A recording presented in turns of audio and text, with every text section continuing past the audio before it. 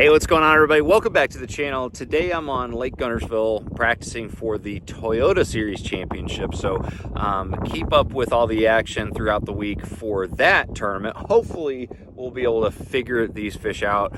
November is not a time period that I've really got any experience on Lake Guntersville this time of year, and it's been interesting to say the least. It's quite a bit different. But we got a question from Bill Haney, and I wanted to answer his question because he asked, why do you have two different brands of electronics on your boat? And in fact, just for clarity purposes, I've actually got three different brands. We've got Lowrance, Humminbird, and Garmin on the bow, and we've got a Humminbird and a Lowrance at the console. And to answer your question, Bill, years ago, it used to be the norm to have one brand for your boat. You were either a Lowrance guy, a Garmin guy, or a Humminbird guy. And some that were running the Raymarines back in the day. And that was pretty much suitable. That was the norm because all those brands pretty much had the same exact technology if you take out 360, which has been pretty much exclusively Humminbirds for years. Obviously, Lowrance has unlocked some software that allows you to do something similar to 360 with their trolling motor, but it's still not comparable to Humminbird 360 in my opinion because it's just not as efficient. So back in the day, you could have one brand and pretty much cover all the bases, again, excluding 360. But what happened, when Panoptix Live Scope got introduced to the market, is that all of a sudden, people that were either Lowrance or Humminbird decided, we need to jump on this Panoptix Live Scope deal because forward-facing sonar is definitely the future. It is a awesome tool, and we need to get some of that. So they ended up buying a Garmin. Garmin wasn't as common on most boats until Panoptix Live Scope came to the market, and then people started incorporating it. And so to answer the question that Bill had, so I essentially have three different brands on here because each of them do something very, very well. So for instance, my Lowrance here is very, very good, and sorry about the dirty screen here. It's very, very good at waypoint management. I love the 2D sonar on it.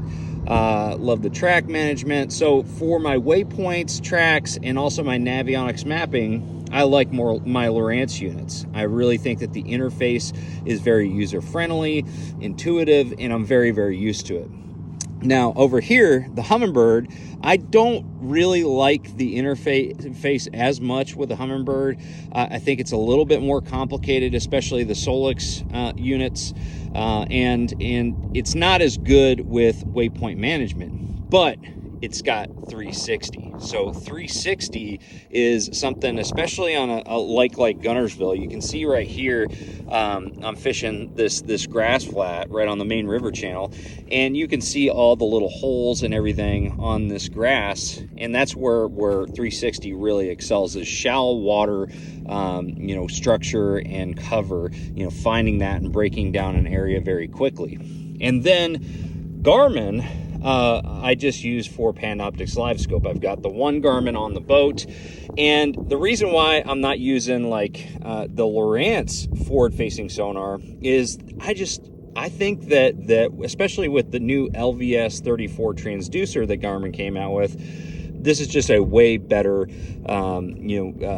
technology in general. I feel like it's cleaner than Lowrance and Humminbird, and I'm just very, very used to it. Obviously right now we're not getting a good image because we're in the grass, so we're a little clogged up, not getting good sonar images on any of these. So to make a long story short, the reason why I have multiple brands on my boat, and the reason why most pros nowadays are actually leaning towards multiple brands, is because each brand has something that they bring to the table that's a little bit special, a little bit of an edge over the others. So that is the reason why we've got so many units on these boats. But I want to reiterate that you don't have to have all these electronics on your boat. I'm a professional tournament angler. I travel around the country and I need to have all the tools at my disposal to help me catch fish. But, you know, the average angler, you know, may not need all of this stuff on the bow and the console. So, you know, if it's not in your price range, you know, don't fret. You know, get the best that you possibly can and just go fishing. But anyways, thank you, Bill, for the question. If you guys have any more questions at all, of course, drop a comment below, and I'm going to see you out on the water. Hopefully we'll do good here at Guntersville.